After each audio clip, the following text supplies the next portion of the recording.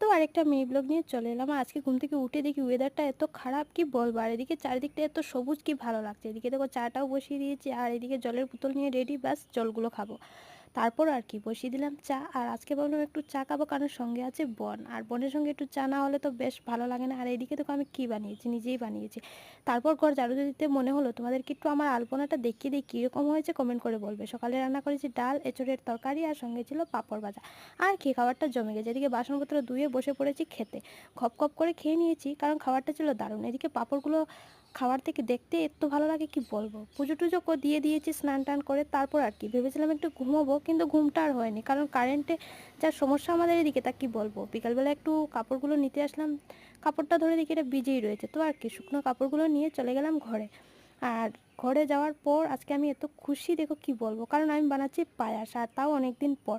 তো চলো আজকের মিনি ব্লগটা এতটুকু থাক, দেখা হচ্ছে